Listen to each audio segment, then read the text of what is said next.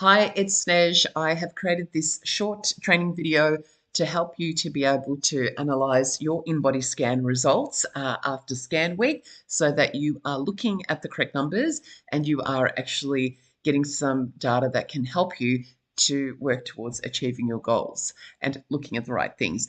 So here are two reports. On the right-hand side, it's a previous report, and the current report is displayed on the left-hand side. So if we have a look, the first thing to look at is your health score in the top right-hand corner and have a look at whether that's improved or whether that's decreased. Now, some of the things that will make this health score go up is increase in muscle mass, increase in bone mineral content, decrease in visceral fat, decrease in body fat. If you have had a decrease in body fat but also a decrease in muscle mass, this report actually can go down in number. But the first thing as a general rule is to have a look at the health score. The second thing to look at is not to look at the weight. That is a general number that's made up of so many different components. So what I find is I tend to ignore that.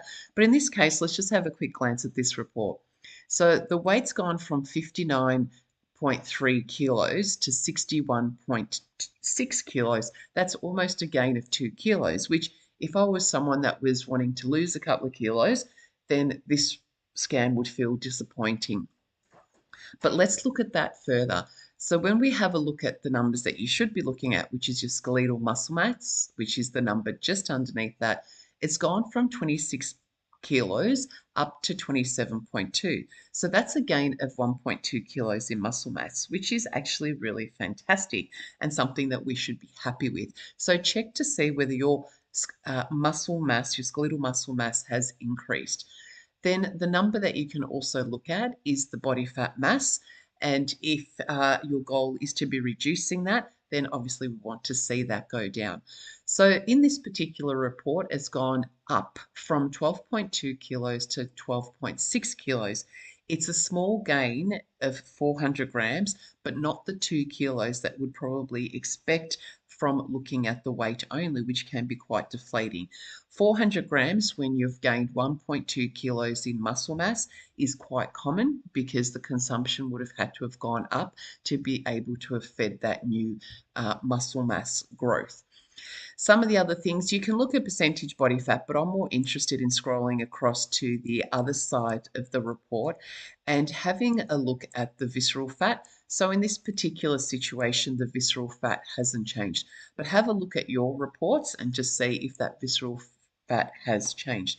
If your visceral fat is 20, then what can happen even with a loss in body fat that's shown in the earlier chart under body fat mass, even if you have seen a body fat mass drop, you may not see a visceral fat drop because level 20 is the higher end, I guess, of the report, and sometimes it can take quite a few kilos to see that number get down to 19. So do not be discouraged if there has been no change in visceral fat, because if you've had a drop in body fat, then absolutely the visceral fat has changed. It just hasn't registered on the format of this report.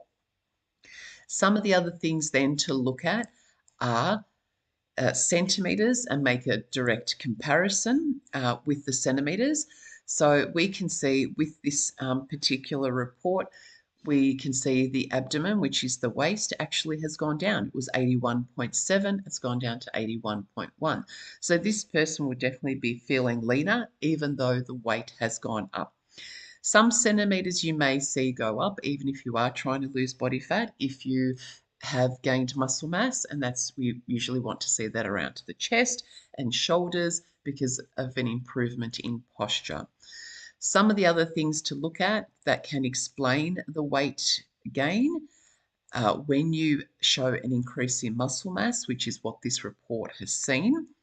So if we look at the intracellular and extracellular water, so muscle mass carries more water than any other cell in the body. So when you have an increase in muscle mass, you're going to be heavier with a higher water content, which is healthy, normal, natural, but it's good to know where these numbers are coming from. So have a look at your intracellular water and notice the gains or the reductions. If you have lost muscle mass or if you have lost body fat, we should see a bit of a drop in water as well.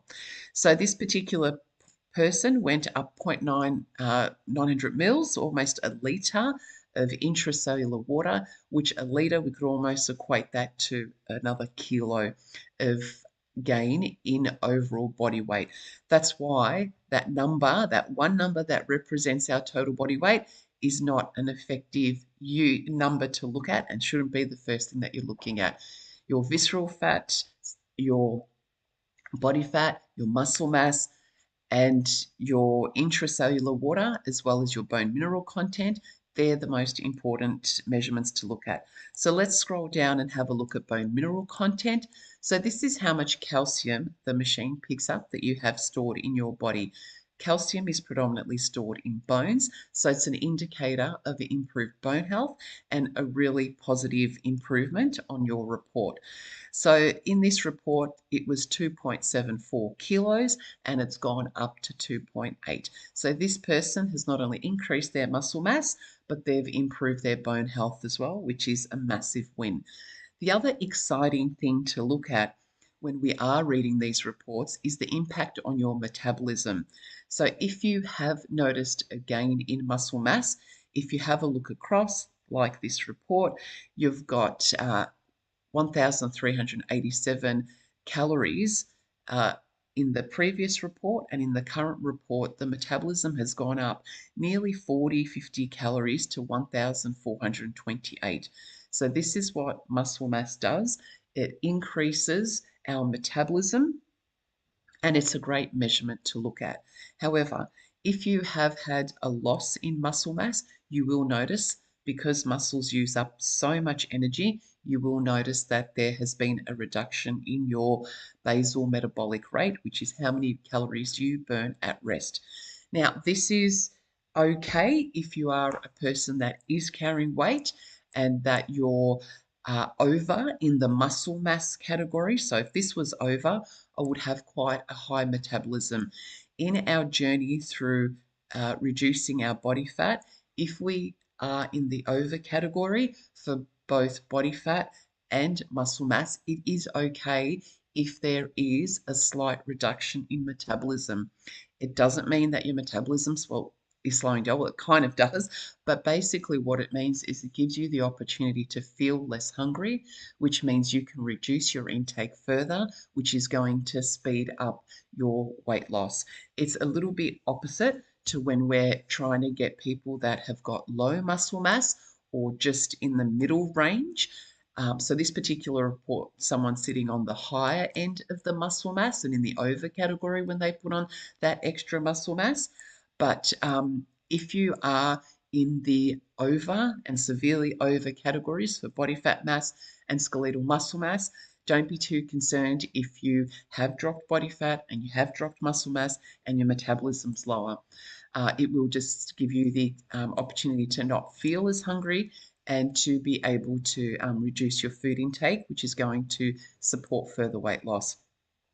So the key numbers to look at after your scan week report is to, in your app, find the skeletal muscle mass, have a look at those changes. You're not going to see this displayed as I have these two reports side by side, but you will be able to go from one report to the other in the screen. This is my view in my login in the back end of the app that stores all of the data of all of our members. So the numbers to look at, firstly, is your health score. We want that continuously going up.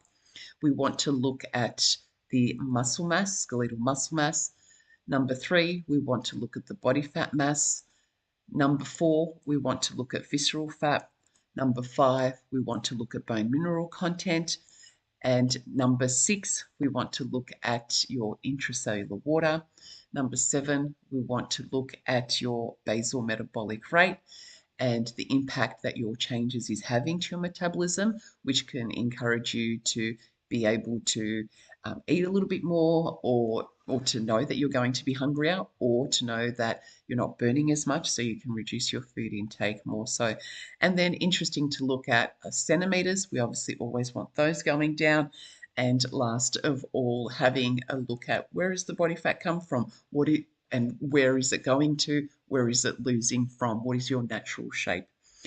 But there you go. I hope that quick summary gives you some good quality education to retrain your eyes to move away from purely the weight number and make some better decisions based on how your body is changing through your strength training and through your cardio workouts, through your improvements to your healthy lifestyle habits and improved nutrition.